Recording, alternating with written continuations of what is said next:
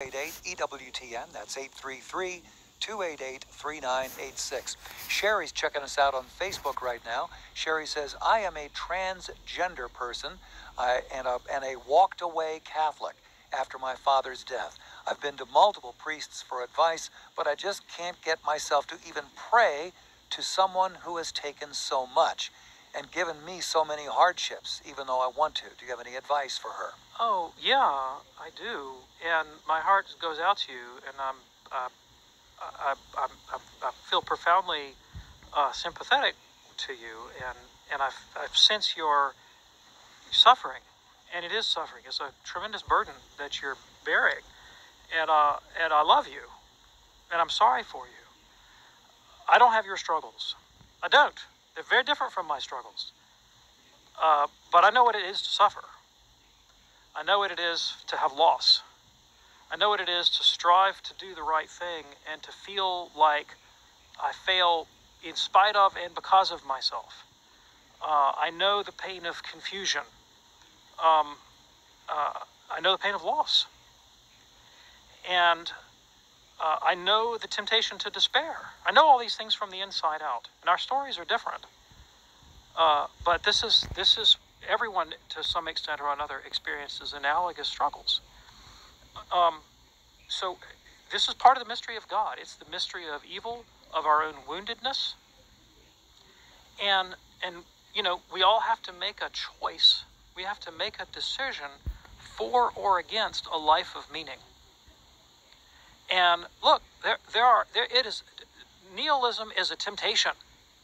Is an easy temptation. It's very simple to say, I just reject the whole show as absurd. Yes, I mean, I get that. And the wisdom literature of the Old Testament is filled with this. The psalmists who cry out to God and say, where are you, God? Why are the Babylonians beating the stew out of us? Why have my little ones been dashed against a rock? Why is my family sold into slavery? Where are you? The entire book of Job is about this. The book of Ecclesiastes, meaningless. Everything is meaningless. That's what the empirical natural reason would seem to imply so many times. And yet, that same wisdom literature says that we all bear within us. I mean, the struggle is born of our own powerful intuition that there has to be a reason. There has to be an answer. Our sense that there is right and wrong, good and bad. Eternity in our hearts is ineradicable. That's why we have this existential confusion. If we didn't have that seed of eternity, that hunger and that longing for God, that restlessness in the heart that St. Augustine wrote about, and the work of figuring out how to connect that to God as the source and origin of all things is a lifelong project of continually purifying our conception of God. The more simplistic our notion of God the more anthropomorphic our conception of God, the harder and harder it is to reconcile the mystery of being. The more transcendent our conception of God, the more elevated our conception of His holiness and majesty and of His goodness, all right, and of suffering as the path to union with Him in darkness, the more we're able to reconcile our own experience of loss and confusion. So, I mean, this is what I go through every day. I mean, I choose to be Catholic. I chose in 2003 to become Catholic, and every day I get up in the morning, I choose to continue as a Catholic. Not because it's easy. Not because all mysteries are solved for me.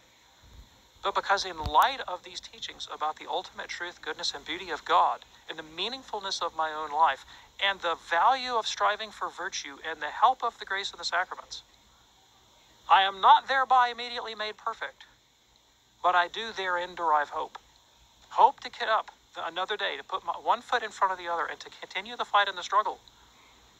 Because the alternative is not some sort of quietistic peace of mind. It's just to fall deeper and deeper into that law of despondent despair and absurdity that is nihilism. If you haven't reached out to the Courage Apostolate in your diocese nearby, it's another resource that I would recommend. Oh, yeah. And look, I don't judge you at all, and I don't condemn you. human sexuality is an area in which we experience our own brokenness and woundedness probably more deeply and more painfully than any other. And I'm right there with you in that respect. And I have nothing but care and solicitude for you and wish you goodwill. We do appreciate it, and thank you for reaching out to us today here on EWTN's Call to Communion. We'll get back to the phones in just a moment. I mentioned we have a birthday boy, and what it reminded me of when I found